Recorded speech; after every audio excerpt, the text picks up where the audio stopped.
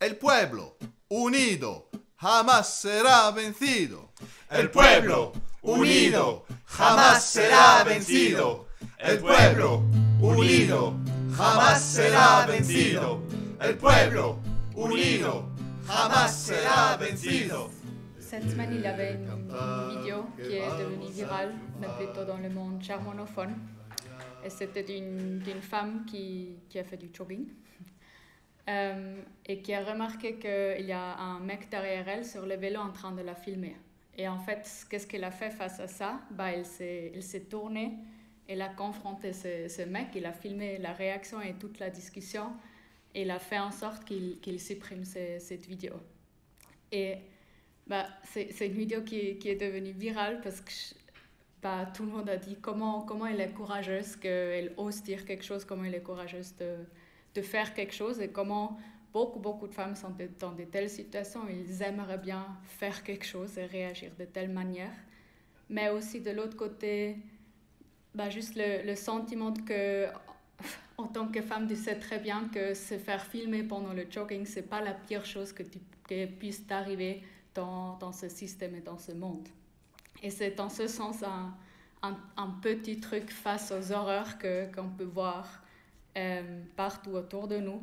Et je ne vais pas amener des statistiques, il y en a beaucoup, et vous pouvez les chercher aussi vous, mais je pense juste les exemples les plus frappants de féminicides, la violence domestique, aussi le cas de Gisèle Pelicot qu'il y avait en France, qui a été droguée pendant des années par son propre mari pour se faire violer par d'autres mecs. Et ça c'est seulement quelques exemples des horreurs auxquelles les femmes elles font face dans ce système. Et je pense un sentiment que moi aussi, des fois, je ressens quand je lis ces exemples, c'est de l'impuissance, justement face à un mec qui te filme pendant le jogging, mais aussi impuissance face à cette montagne d'oppression et choses qui arrivent tous les jours. Particulièrement si on voit encore des figures comme Trump, comme Andrew Tate, qui gagnent en popularité avec un discours ouvertement vraiment sexiste. Et les violences et les féminicides et des choses comme ça qui deviennent en fait aujourd'hui bien pire. Et je dirais l'importance ou comment briser avec cette impuissance et comment aussi dépasser ce stade d'impuissance et aussi peut-être de colère, c'est, je dirais, tout d'abord de comprendre pourquoi cette oppression existe, d'où elle vient et surtout comment on peut vraiment la combattre. Et je pense que si on demande aujourd'hui à des jeunes dans la rue pourquoi il y a ce sexisme ou comment c'est de vivre en tant que femme dans ce système, c'est clairement le constat que le sexisme il est partout, que l'oppression et le capitalisme, le monde dans lequel on vit, c'est quelque chose de profondément lié, ça va ensemble. Et dans ce sens, pour lutter contre les oppressions, pour lutter contre le sexisme, pour une véritable libération des femmes, nous devons fondamentalement changer cette société. Et je dirais que ça, c'est un sentiment qui est très, très vrai, que beaucoup de gens ils ont, parce que l'oppression et les idées sexistes sont vraiment présents à tout le niveau de la société aujourd'hui. Et si on prend justement des figures comme Andrew Tate ou juste le sexisme dans la tête de n'importe quelle personne, ces idées, ils ne tombent évidemment pas du ciel, ce n'est pas un produit du cerveau même, mais c'est les idées dominantes dans une société, c'est celles de la classe dominante. Et on a vu que pendant des décennies, depuis toujours, la classe dirigeante, les grandes entreprises, les médias bourgeois, ils ont promu un point de vue misogyne tout court. Ils ont objectifié les femmes dans l'intérêt du profit, pour vendre leur profit avec des mannequins, avec des femmes vraiment les objectifier partout. Ils utilisent le sexisme pour augmenter leur propre profit, payer les femmes moins, avec les argumentations elles osent juste pas négocier, du coup ils ont juste un salaire plus bas, ou elles pourraient tomber enceintes, du coup on ne veut pas l'engager à payer plus. Et ainsi, ils poussent aussi continuellement les femmes dans le rôle traditionnel des femmes autant que mères, autant que faibles, soumises. Et il martèle ça aussi avec les conditions qui renforcent la dépendance des femmes envers les hommes. On voit l'inégalité salariale, les secteurs plus précaires qui sont majoritairement dominés par les femmes, les tâches et les responsabilités du travail domestique qui est aussi toujours majoritairement dans les mains des femmes, les attaques et les mesures d'austérité dans le secteur social, les crèches, l'éducation, la santé qui mettent dans son ensemble aussi plus de pression sur les familles, sur les femmes. Et aussi, je dirais, le constat ou le fait qu'autant que femme dans ce système, tu n'es juste pas protégée par les institutions existantes, ni par la police et ni par les tribunaux, les juges. Il y avait justement, il y a cet exemple de Gisèle Pelicot, et elle a décidé de rendre ces procès publics, qui est souvent pas le cas, et avec un peu le slogan de « la honte doit changer de camp ». Ça veut dire la honte pour la violence sexuelle, la honte pour l'harcèlement, tout ça doit passer des femmes aux hommes. Et ça, c'était quelque chose qui était méga félicité par les médias. Ah, Gisèle Pelicot, elle fait ça méga bien et tout. Et c'est un fait que c'est ultra, ultra courageuse de faire ça. Mais c'est aussi un fait que dans la majorité des cas, la honte, elle ne change pas le camp, mais la honte reste chez les femmes. Et ça, on voit avec maintenant quand même un peu de statistiques que, par exemple, seul un violeur condamné sur 3 obtient vraiment une peine de prison avec sursis, que signifie en gros que souvent ils sont juste directement de nouveau libérés, où on a vu quelques cas les dernières années, comme à Bâle en 2021, où la peine d'un violeur a été allégée parce que la femme, elle a joué avec le feu. Ou la même chose en novembre dernier, je pense au Grison, c'est aussi dans le journal qu'on avait avant cette édition-là, où un ancien juge, il a violé sa stagiaire et il a aussi reçu juste une peine minuscule, où le juge qui gérait la procédure a demandé à la victime pourquoi il n'a pas simplement fermé les chambres.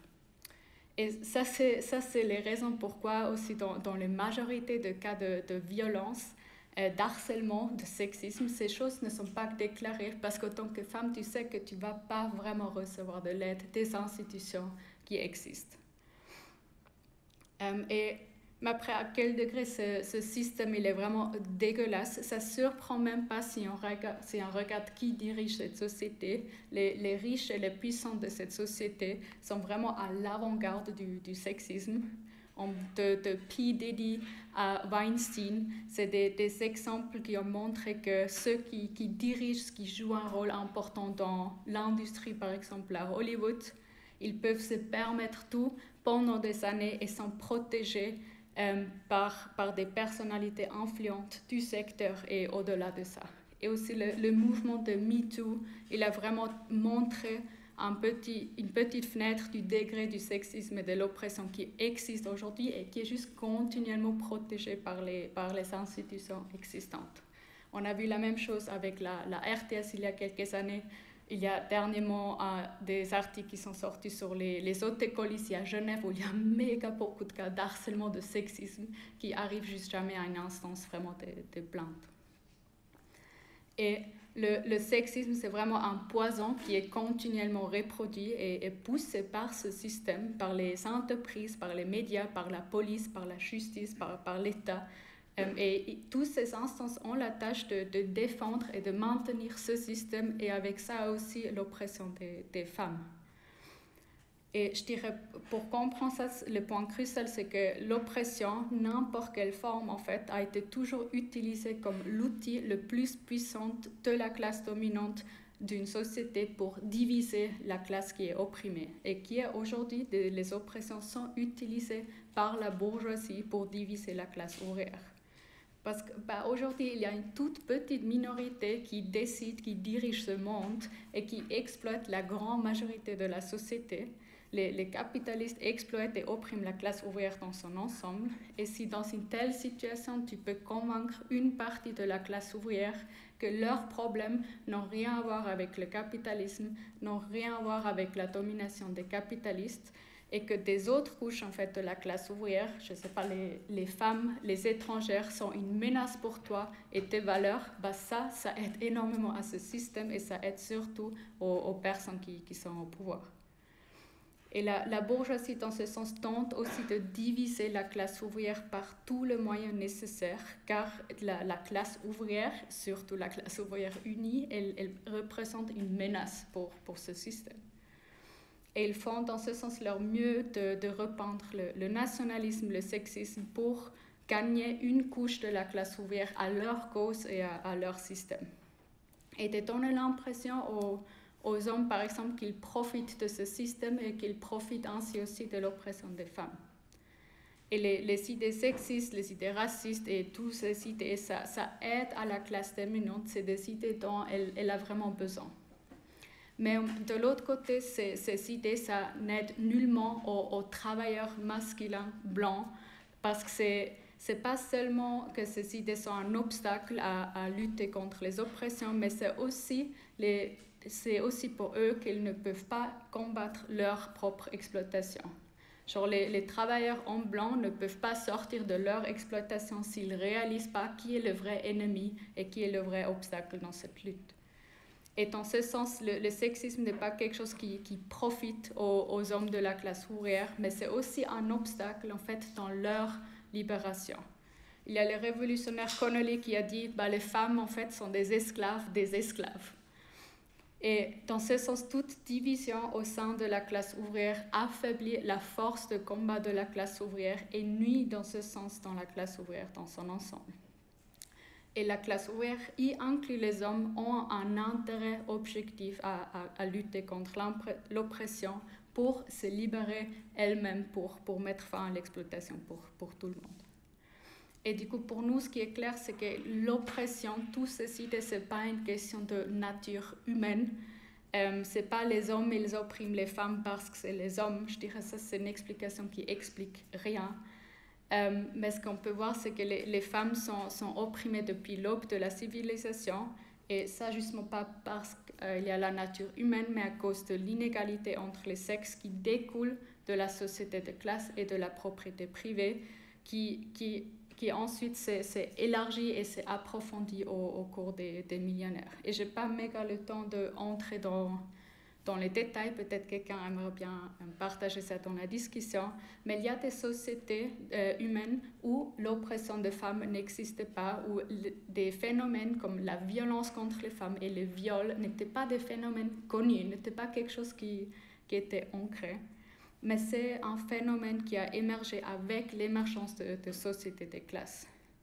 Et ces idées divisantes, ils se sont répétées pendant des centaines d'années sous différentes formes, non pas parce qu'elles sont comme correctes, mais parce que la classe dirigeante de toute société de classe ne cesse d'attiser et de renforcer les préjugés et les divisions afin de justifier l'oppression et l'inégalité qui est inhérente à une société de classe.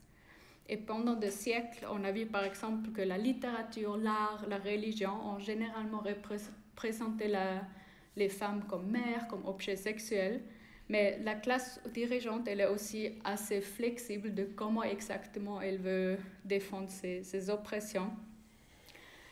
Parce que les capitalistes, ils peuvent vraiment se contenter de toutes sortes de formes d'idéologie et qui s'adaptent aussi aux changements qu'il y a dans la société, des changements des attitudes, tant que leurs intérêts de classe, leurs pratiques de l'exploitation ne sont pas fondamentalement remis en question. Mais dans une société où la majorité des gens ils luttent pour un emploi, pour un logement, pour une bonne éducation, et que particulièrement quand ça devient juste plus difficile, la vie quotidienne devient plus difficile pour la majorité, ça crée un terrain fertile pour de telles idées, pour des idées qui divisent, pour des idées qui pointent le doigt vers des autres couches. Et c'est aussi ainsi que ces idées puissent s'ancrer dans la classe ouvrière. Et du coup, la question se pose pas comment on peut combattre ces idées, comment combattre l'oppression. Et une idée ou une méthode qui est un peu devenu très populaire les dernières années et qui domine aussi un peu le monde occidental en tout cas, c'est que ce que Trump et ses potes, ils appellent le wokeism. Et si on doit un peu résumer ça, c'est l'idée de combattre l'oppression sur la base des politiques identitaires avec des quotas, avec des changements dans le langage et avec sensibiliser les gens sans changer un peu les idées. Et c'est des idées en fait qui ont émergé dans les années 70 jusqu'aux années 90 après la défaite des grands luttes et qui sont un peu isolées dans le monde académique. Mais aujourd'hui, ils ont trouvé vraiment leur chemin dans le mainstream parce qu'aussi une partie de l'establishment ont commencé à utiliser ces idées. Et ça aussi en réaction à des grands mouvements des femmes contre l'inégalité. On a vu en Argentine, en Espagne, au Mexique, aux États-Unis, aussi en Suisse avec la grève des femmes. Face à ça, l'establishment, la classe dominante a aussi commencé à adapter ces idées. Et on a vu dans ce sens une vague de pinkwashing, des programmes de diversité, des quotas ou le girl boss feminism qui a vraiment qui a ouvert la porte pour quelques femmes, oui, dans le monde de business ou la politique. Et on a vraiment vu comment toutes les institutions de l'establishment en Occident se sont donné vraiment cette image woke, cette image progressive, diverse, inclusive. Et je dirais, ça montre justement un peu la flexibilité de la classe dominante pour justifier le status quo, pour défendre leur système. Ils sont prêts à adopter n'importe quelle idée qui ne met pas véritablement en danger leur domination. Parce que si on regarde qu'est-ce que ces idées ont vraiment changé, qu'est-ce que ces mesures ont vraiment changé, on peut voir qu'en Suisse, par exemple, il y a le plus de femmes dans le Parlement comme jamais.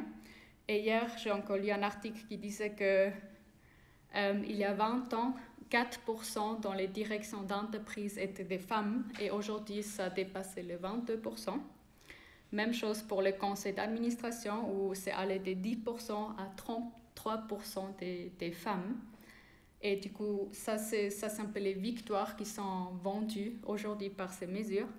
Mais l'image est un peu plus sombre si on regarde les conditions des travailleuses en Suisse par exemple, où on a vu l'augmentation de l'âge de retraite, l'inégalité salariale qui a augmenté en fait les dernières années, les secteurs féminisés qui prennent les pires mesures d'austérité après 15 ans où il y avait déjà des coupures partout. Et on voit aussi une explosion des chiffres dans les violences domestiques, particulièrement depuis 2020. Il y a cet article justement dans le journal qui montre aussi que les foyers des femmes sont juste complètement surchargés et ils ne reçoivent pas d'argent pour agrandir leur place. Et en plus de ça, le Conseil fédéral, d'une manière très hypocrite, il mène en fait des attaques contre les femmes, tout dans le nom de l'égalité. Par exemple, ils ont piffé les bénéfices pour les femmes dans les questions de divorce ou aussi en lien avec l'assurance des veuves, parce qu'aujourd'hui, la femme, elle est égale aux hommes. Et du coup, elles n'ont plus besoin de cette aide, alors que ça ne correspond dans aucun sens à la réalité de ces femmes, où beaucoup de femmes sont encore très dépendantes de ces bénéfices qu'elles reçoivent de l'État. Et on voit que les femmes en Suisse, elles restent majoritairement dépendantes de leurs partenaires, particulièrement quand il y a des enfants.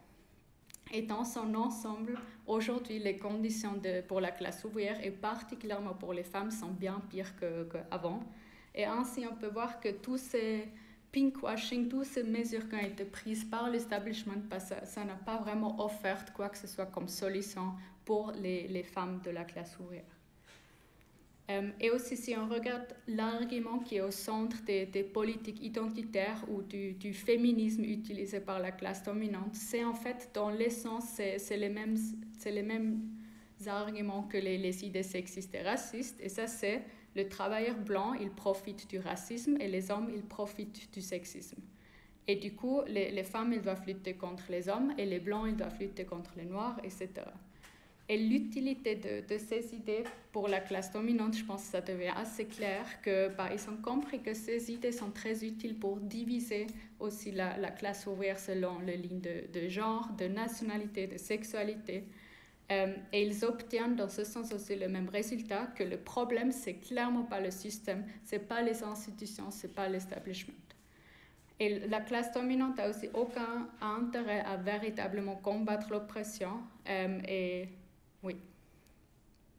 je dirais les idées woke ou la politique identitaire, ça semble comme des idées très progressives qui s'attaquent à l'oppression, mais leur incapacité de faire ça commence un peu à se dévoiler actuellement.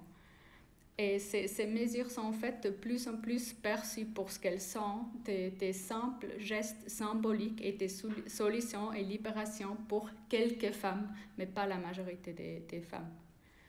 Parce que pendant tout ce temps, il y avait tous les programmes de diversité, la classe dirigeante, elle a continué à s'attaquer aux conditions de la vie de la classe ouvrière et particulièrement à celles des couches les plus opprimées. Et je dirais que ces processus où d'un côté il y avait ces politiques et de l'autre côté des détériorations, ça montre aujourd'hui un peu le résultat. On en a déjà parlé ce matin, mais ça prend des expressions très très déformées, très très confuses. Et je dirais le plus visible, c'est aux États-Unis avec Trump, où on voit juste des personnages méga dégueulasses, visiblement milliardaires, comme Trump justement, qui peuvent se promouvoir comme candidats anti-establishment en s'attaquant aussi à ce symbolisme, en s'attaquant au wokisme de l'establishment, mais aussi en s'adressant comme seule personne aux questions et soucis vraiment de la classe ouvrière, de baisser l'inflation, d'assurer de bons boulots, de mettre fin aux guerres, la question de ne pas avoir accès au logement, à la santé, etc. Et évidemment, Trump, il donne juste toute la faute aux immigrés, mais il adresse ces problèmes. Et ça a aussi amené au fait qu'on a vu dans les élections, je pense, Yvan l'a déjà mentionné, que les couches les plus opprimées, les personnes noires, latinos, et aussi beaucoup des États où il y avait des grands mouvements de pro-choice, ça veut dire pour le droit à l'avortement. Dans tous ces couches, ils ont voté pour Trump. Parce qu'il adresse les problèmes des gens, mais aussi parce que les gens sont de plus en plus dégoûtés justement par le symbolisme de l'establishment, par le blabla de démocrates, de promettre beaucoup de choses où rien change. Et dans ce sens, je pense que beaucoup de gens ont voté par exemple pour Trump, pas parce qu'il est un raciste et un sexiste, mais malgré ça. Et petite parenthèse, mais ce qu'on peut voir par exemple aujourd'hui aux États-Unis, c'est aussi toutes ces entreprises qui ont développé des programmes de diversity, inclusivité, tout ça. Maintenant, il est bif parce que maintenant il y a Trump, et ça montre aussi à quel degré c'était méga sérieux par rapport à établir des entreprises méga diversifiées, parce que le moment qu'il puisse, il le jette juste à la poubelle. Mais je dirais aussi ça, juste parce qu'il y a un peu ces phénomènes de justement Trump un peu comme personnage anti-establishment, ça ne signifie pas du tout qu'il n'est pas un ultra-réactionnaire et qu'il mène justement des attaques contre les couches les plus opprimées. Et ce que je trouvais aussi encore assez intéressant quand j'ai un peu traité ce sujet, où je dirais aussi une grande discussion qu'il y a un peu aussi dans mon entourage, c'est ces figures ultra-réactionnaires comme Andrew Tate, qui osent aussi de plus en plus ouvrir leur gueule, ou ces mouvements aussi des incels, qui sont des hommes qui sont super frustrés parce qu'ils ne chopent pas une copine, et du coup, ils commencent à vraiment développer une hostilité vraiment ferme envers les femmes. Genre, tous ces phénomènes commencent comme un peu à se multiplier, à prendre plus de l'ampleur. Et il y a, je pense, une réaction très très correcte de beaucoup de jeunes qui sont méga dégoûtés par ces phénomènes, qui sont méga en colère par ces phénomènes. Mais je pense que c'est quand même aussi important de voir pourquoi ça a lieu actuellement. Pourquoi ces phénomènes se renforcent, et pourquoi on voit aujourd'hui aussi davantage un ancrage des idées ultra-réactionnaires, particulièrement chez des jeunes hommes. Mais aussi un peu chez des femmes, il y a comme un peu une vague réactionnaire, où je sais pas, il y a par exemple ce trend sur TikTok de Treadwives, qui est genre vraiment un retour à une vie dans les années 50, où les femmes, leur tâche principale devrait être de cuisiner pour leur homme et faire des enfants, etc. Et c'est genre méga félicité et célébré sur TikTok. Mais après, j'ai vu une statistique intéressante qui a dit que près de la moitié des jeunes Américains affirment faire confiance à au moins une voix antiféministe ou violente de la manosphère. Ils sont plus nombreux à écouter Andrew Tate, 20%, que le président américain, 15%. Et après, je me suis dit, mais c'est pas possible. Et je suis allée voir qu'est-ce qu'il raconte, c'est Andrew Tate, parce que tout ce que moi je sais de lui, c'est qu'il a organisé des prostitutions forcées en Europe, et il était presque en prison en Roumanie. Du coup, je me suis dit, mais comment ça se fait que tellement de gens s'orientent vers lui? Et je suis allée voir, vous ne devez pas le faire. Moi, je le fais pour vous. Je vous dis ça. Et en fait, ce que j'ai vu, c'est qu'un peu de la pire manière, c'est Andrew Tate et tous ces gens un peu sur Internet, ils font appel ou ils se connectent à une véritable aliénation et désespoir que ces jeunes hommes ils ressentent sous le capitalisme aujourd'hui. Genre, ils font appel à cette solitude, à cette pression qui existe sous le capitalisme, à la fatigue, à la dépression, au manque de perspectives qui existent. Et aussi, ils attaquent pleinement au establishment, à la politique sur place, à la situation tant qu'elle est.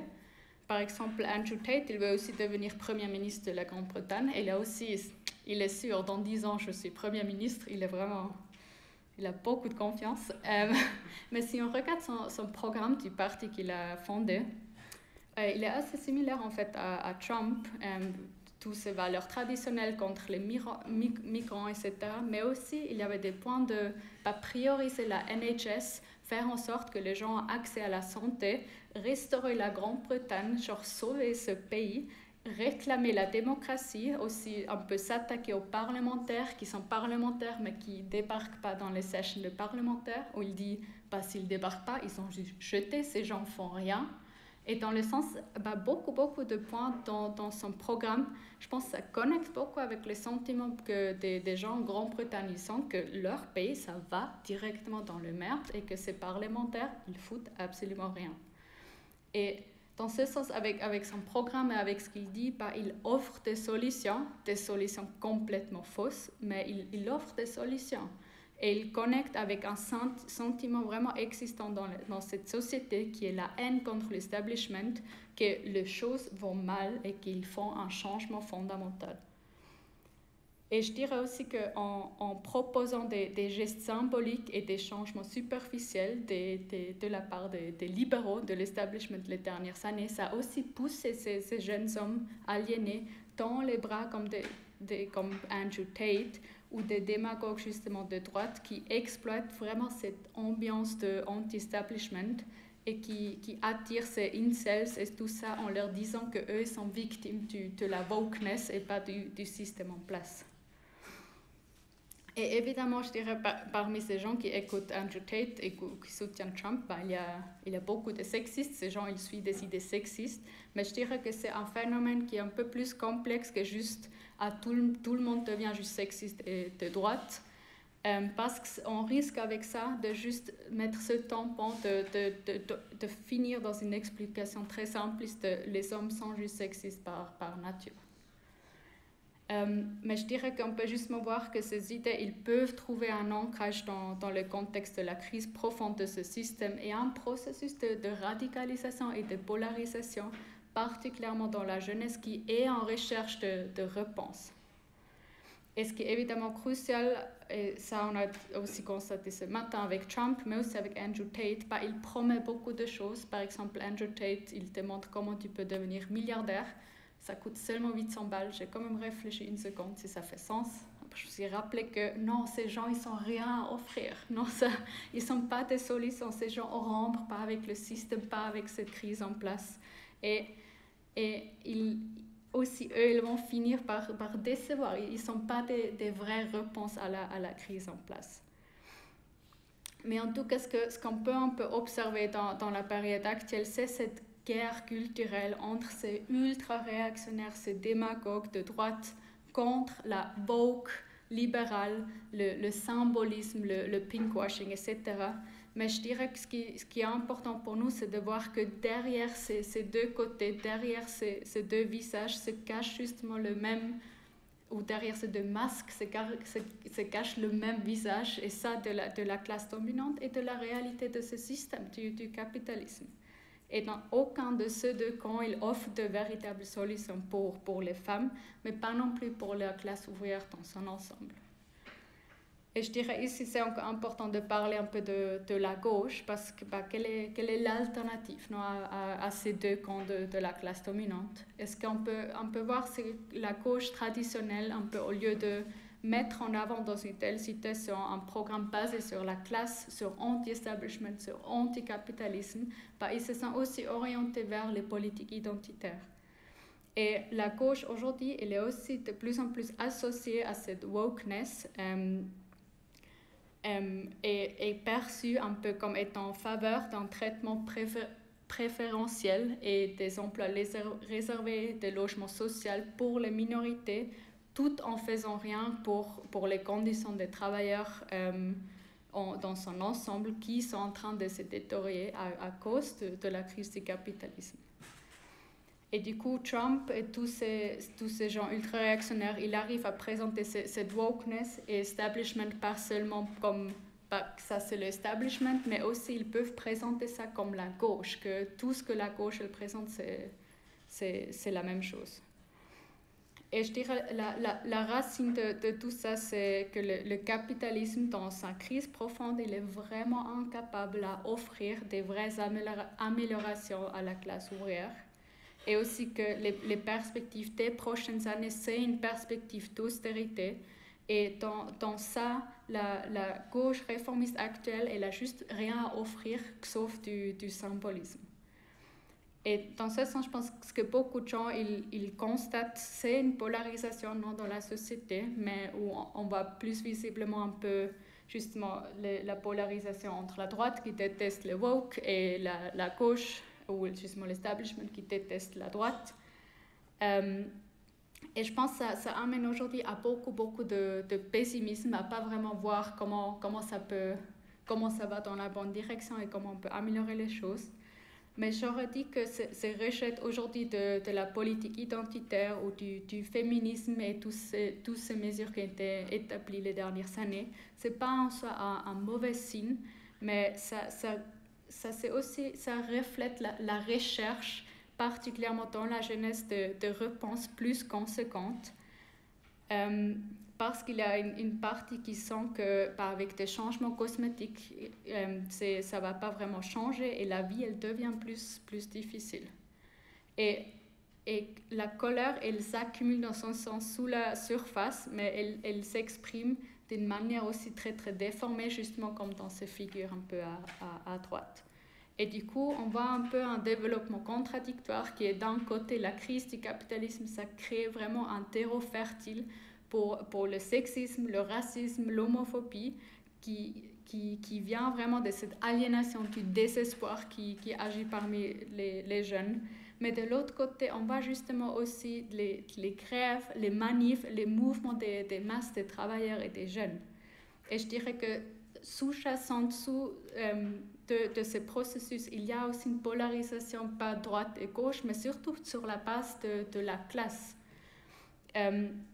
Parce qu'il y a une force qui est, à mon avis, plus forte que la guerre culturelle, et ça, c'est la question de classe qui s'impose actuellement.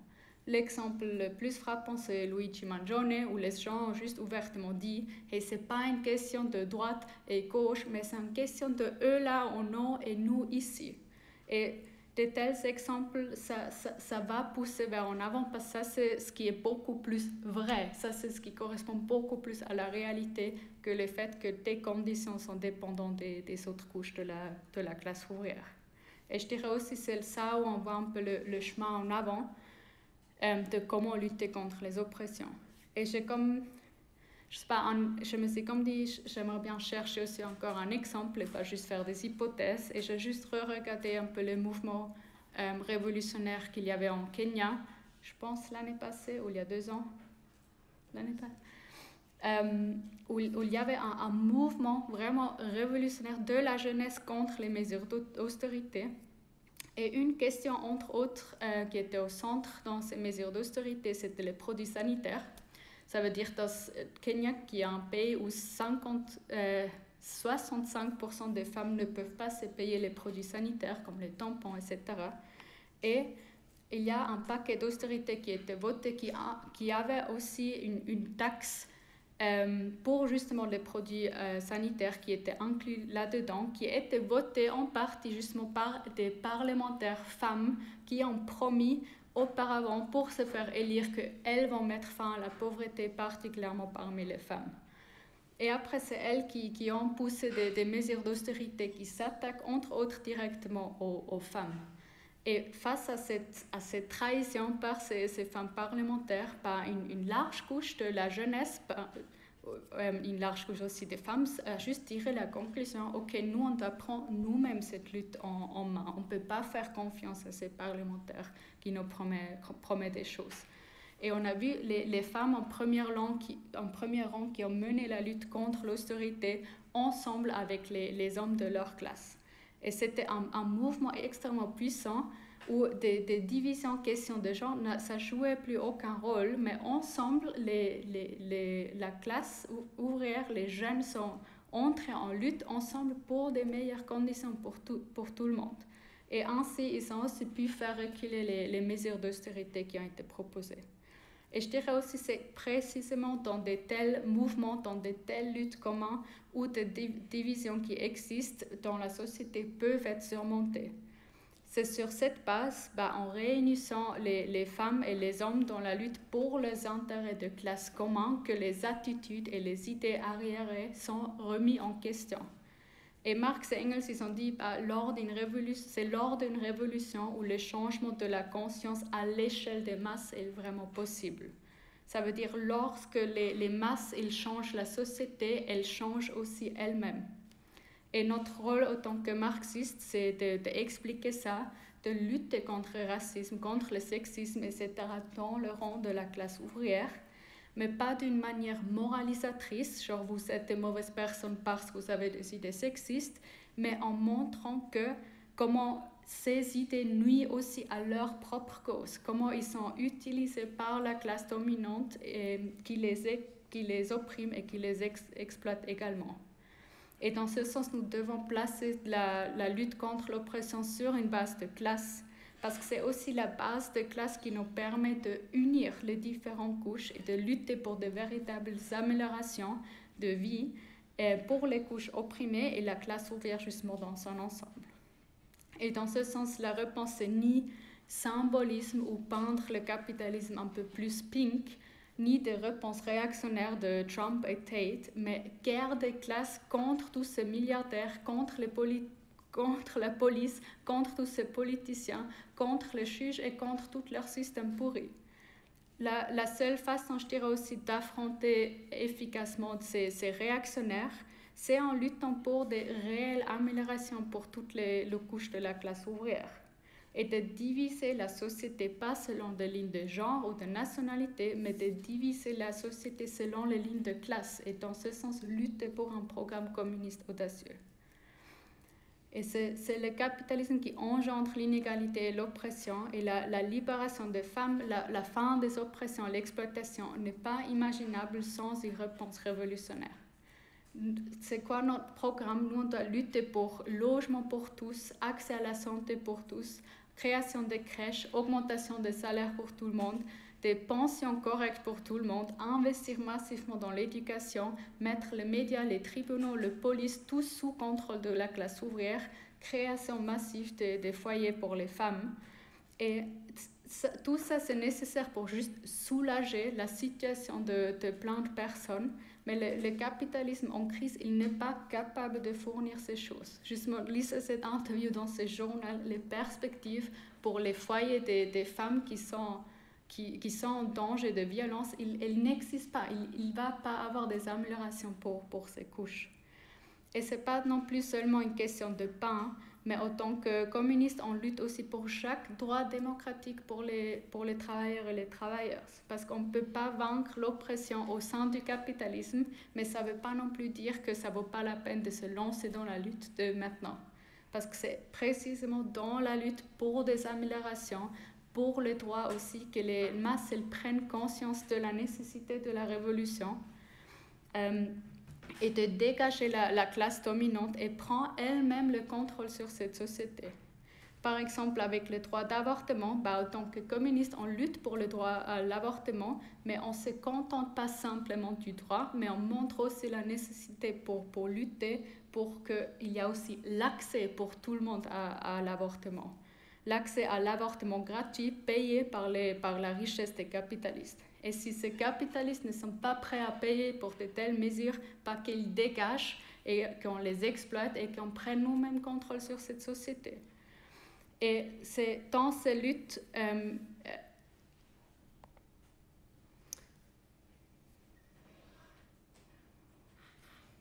ouais, ça, je n'ai pas compris ce que j'ai écrit là. Mais, ah oui, mais aussi, ça c'est comme la lutte contre ce système, contre cette classe dominante, mais je dirais aussi dans de telles luttes pour des améliorations pour la classe ouvrière et les femmes, il ne s'agit pas seulement de lutter contre le système, mais de aussi lutter contre les directions de ces mouvements qui existent, qui font des promesses et qui sèment des illusions que la libération des femmes est possible sous le capitalisme. Parce qu'eux, ils disent que c'est une question de politique, c'est une question de qui est au pouvoir. Mais ce qu'on a vu ces dernières années, c'est que peu importe qui est au pouvoir, si c'était un démocrate ou si c'était une femme ou si c'était n'importe qui, ils n'étaient pas capables de véritablement améliorer les conditions des femmes, d'assurer même le droit des femmes, parce qu'ils essaient de le faire au-dessous d'un système qui est dicté par la nécessité de profit et de la domination d'une petite minorité qui peut exploiter la classe ouvrière. Et dans ce sens, seule la lutte unie de la classe ouvrière, sa prise de pouvoir, établissement d'une économie planifiée, contrôlée démocratiquement par la classe ouvrière, peut garantir ces conditions et ces améliorations. Et ça, c'est le programme des communistes. Et c'est ainsi qu'on peut jeter la base pour éradiquer toute forme d'oppression. D'un côté, en éliminant le manque, la pénurie, la concurrence qui permet l'ancrage même de ces idées réactionnaires, et de l'autre côté, en élevant le niveau culturel de toute la société, intégrer les femmes pleinement dans la vie sociale, socialiser le travail domestique, décider démocratiquement ensemble sur le contenu qu'il y a dans les médias, dans l'éducation. Et il y a beaucoup de gens qui disent toujours « Ah, les communistes, vous parlez toujours de la révolution et vous ne prenez pas assez au sérieux la question des femmes. » Mais moi, je dirais de penser qu'on peut attaquer la question des femmes sans changer fondamentalement la société. Ça, c'est prendre cette question pas assez au sérieux. Mais nous sommes juste plus prêts à accepter des symboles de parlement ou de sénat qui le plus divers qui existent, qui au même moment défendent un génocide ou juste des promesses vides. Et en plus, on constate qu'il y a une force dans cette société qui a la capacité, mais aussi l'intérêt de combattre les oppressions qui existent, et ça, c'est la classe ouvrière. Et je dirais en plus, et pour finir, c'est dans la période dans laquelle on entre, va poser la question de la révolution sur la table, justement parce qu'il n'y a pas d'autre alternative, parce que ces changements symboliques ont été testés les dernières années, et parce que ces figures comme Trump ou Tate, ces attaques, ça va créer plus de colère, ça va créer plus de mépris pour n'importe quel visage qui est à la place de cet establishment. Et ces mouvements puissants que nous avons vus les dernières années, juste pour nommer quelques exemples, Espagne contre la violence et le viol, Mexique contre le féminicide, mouvement pour le droit à l'avortement en Irlande, en Pologne, aux États-Unis, des milliers dans la rue en Grande-Bretagne après le meurtre de Sarah Everhart, le mouvement révolutionnaire en Iran après le meurtre de Mahsa Amini. Et aussi en Suisse, on a vu des mouvements puissants d'un demi-million dans la rue qu'il n'y a jamais eu avant, ou en tout cas il y a très longtemps, le pays le plus riche, le plus démocratique, mais qui lui aussi n'a rien à offrir aux femmes aujourd'hui. Mais ce qui fait défaut dans tous ces mouvements, c'est une direction communiste révolutionnaire capable de canaliser ces mouvements vers une transformation fondamentale de la société. Et c'est pour ça que nous, on doit construire une puissante organisation révolutionnaire qui rejette la politique de division et le symbolisme des libéraux, qui déclarent ouvertement la guerre du point de vue de l'unité de la classe révolutionnaire et qui offre aux travailleurs et aux jeunes une véritable alternative de classe aux injustices, à la pauvreté et à l'insécurité et à cette vie sous le capitalisme, et ainsi mettre fin aux oppressions une fois pour toutes. El pueblo unido jamás será vencido. El pueblo unido jamás será vencido. El pueblo